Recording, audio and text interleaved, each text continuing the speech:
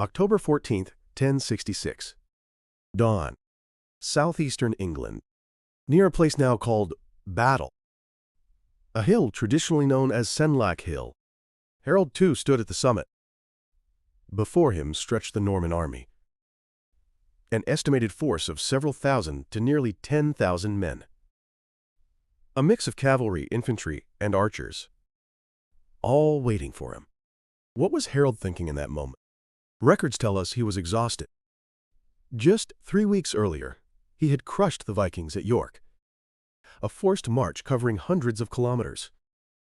No time to rest before facing the next enemy. His soldiers were in the same state. At the foot of the hill, Duke William of Normandy. From his horse, he gazed up at the ridge. William had a claim. The English throne is mine. He insisted that the late King Edward the Confessor had promised him succession. But Harold had been chosen king, backed by the powerful nobles. William had come to take it back, and he had the Pope's blessing. A sacred banner granted by Pope Alexander II. This was not mere conquest. He believed it was a holy war. The Anglo-Saxon army held the high ground, the shield wall. Soldiers pressed shoulder to shoulder, shields overlapping. Axes and spears jutted between the gaps. This formation was impenetrable. Morning. The battle began. Norman archers released their arrows. Hundreds of shafts darkened the sky. Arrows struck the Anglo-Saxon shields, but the wall held firm. Then the cavalry moved. Norman horsemen charged up the slope. Lances leveled, they crashed into the shield wall. But the hillside was steep. The horses lost momentum. Anglo-Saxon warriors brought their axes down. Riders fell one after another. William's horse went down. In that instant, panic rippled through the Norman ranks. The Duke has fallen. The Duke is dead. Soldiers began to retreat. But William rose. He pulled off his helmet, showed his face, and shouted, "I live! Look, I am here!" His men saw him. The Duke lived. Morale returned. In that moment, William made his choice. Frontal assault would not break them. Then he would use strategy. The Norman forces began what appeared to be a retreat. Was it intentional? Or did it simply turn out that way? Historians still debate. But the effect was devastating. Anglo-Saxon warriors saw it. The enemy flees. After them. Excited soldiers charged down the hill. Discipline broke. The shield wall shattered. In that instant, the Normans wheeled around. It was a trap. Cavalry surrounded the isolated Anglo-Saxon troops. There was no escape. Hundreds fell where they stood. Harold tried to reform the shield wall, but his numbers had dwindled. Gaps became visible, and the battle had dragged on for hours. The Norman forces launched another full assault. This time, archers and cavalry worked together.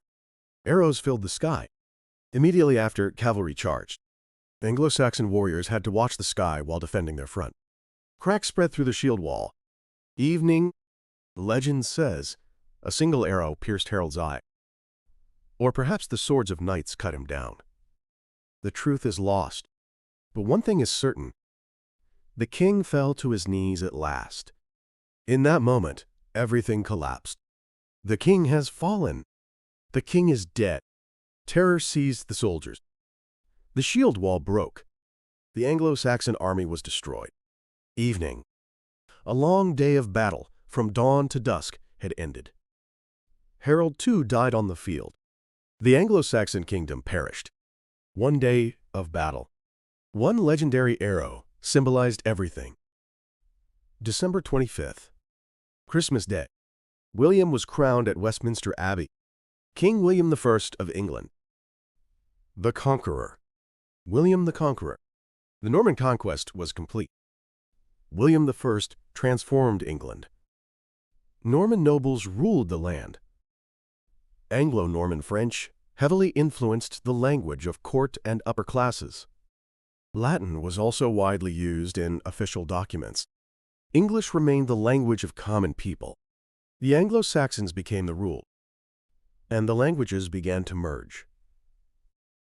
The ruling class spoke Anglo-Norman. The common people spoke English, but especially from the 13th to 14th centuries, the two languages fused.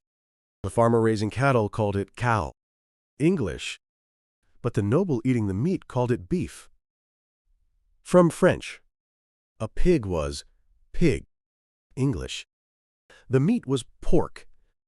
From French, the living animal, English. The cooked meat, French-derived. This dual vocabulary stands as a prime example of language contact and class division. The 14th century. English resurged, but it was no longer the English of before. It was a new English, shaped by Anglo-Norman and Latin. Legal terms, culinary terms, artistic terms. French-derived vocabulary permeated everything. This French influence includes the impact of Anglo-Norman used by England's ruling class, as well as vocabulary flowing in through Latin. If you count dictionary headwords, English vocabulary contains an enormous number of French and Latin-derived terms. The proportion varies depending on how you measure, but the influence is undeniably massive. October 14th, 1066. One day of battle changed a language. The Battle of Hastings. It was the greatest turning point in the history of English. What if Harold had won? English would be an utterly different language today. But that day's battle decided everything, and its impact continues still. In the centuries following the Norman conquest, through Anglo-Norman and Latin, massive amounts of Romance vocabulary flooded into English. Much of the English you use today is the result of changes that began on that day.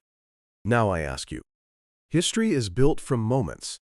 One day of battle, one decision. It shapes the world 1,000 years later. If you had stood on that battlefield, what would you have fought to protect? Language is not merely a tool. It is culture, identity, history itself. Conquest changes language, but language transforms even the conqueror. Share your thoughts in the comments. Thank you from my heart for watching to the end. History is not simply a record of the past. It is the key to understanding the present and shaping the future. This channel brings to life the decisive moments that changed human history, delving into the hearts of those who lived them. Like today's story of how one day's battle transformed a language, every turning point in history holds human drama. If you found value in this exploration, please subscribe. Next time, we'll continue our journey into history's truths. Until next time.